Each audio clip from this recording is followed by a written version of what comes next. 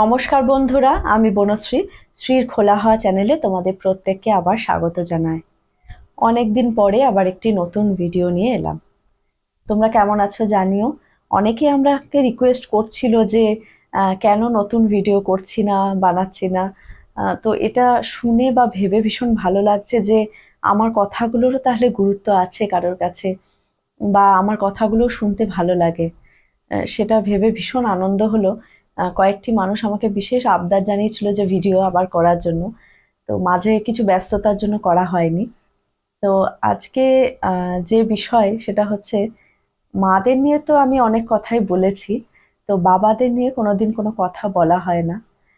আলাদা করে কোনো দিনে বাবা দিবস বা মা দিবসে না বলে আমি এমনি দিনেই জানাচ্ছি তাদের প্রতি ভালোবাসা। কারণ তাদের কোনো দিন হয় না, প্রত্যেকটা দিনই মা দিবস বা বাবা দিবস হিসেবে পালিত হতেই পারে, কারণ তাদের ছাড়া আমরা এক পাও চলতে পারবো না।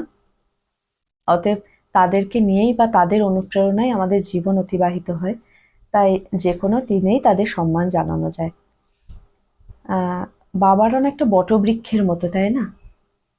বাবারা এমন একজন ব্যক্তি যার এক ফোঁটা ঘামের মূল্য দিতে আমরা অক্ষম। বাবারা যেমন হয় আর কি, আলমারি ভর্তি তাদের শার্ট প্যান্ট থাকে না, কয়েকটি জামা কাপড়েই দেখবে তারা দীর্ঘদিন অতিবাহিত করে দেয়। তাদের জামা কাপড়গুলো দেখবে পরিবারের অন্য সদস্যদের থেকে অনেক কম দামি হয়। তারা নিজেরা কোথাও একা খেতে গেলে সবচেয়ে সস্তার হোটেল খোঁজে। বাবাদের একজোড়া জুতো চলে যায় বছরের পর বছর। তারা কোনো কাজে বেরোলে পায়ে হেঁটে বা বাসে চড়ে সেই কাজটি সম্পন্ন করে, রোদ বৃষ্টি মাথায় করে। অর্থ সঞ্চয় করে যাতে তাদের পরিবার বা সন্তান গাড়িতে চাপতে পারে। নিজের জন্য সবচেয়ে কৃপণ ব্যক্তিটি তার সন্তানের জন্য সব সময় বেহিসেবি হয়।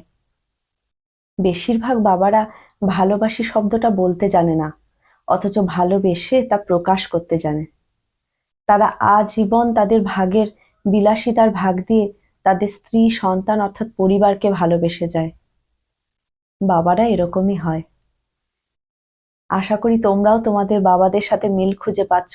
তার জন্য একটা লাইক দিও, আর যদি এরকমই হয় তাহলে একটা কমেন্ট করে জানিও, হ্যাঁ আমরাও আমাদের বাবাদের এইভাবেই ভালোবাসি, আর বাবারাও ঠিক এইভাবে আমাদের ভালোবেসে যায়। তো সবাই ভালো থেকো, সুস্থ থেকো। আবার অনেকদিন পরে হয়তো এরকমই কোনো নতুন বিষয়ের ভাবনা নিয়ে তোমাদের সামনে হাজির হব। চলো টাটা, নমস্কার।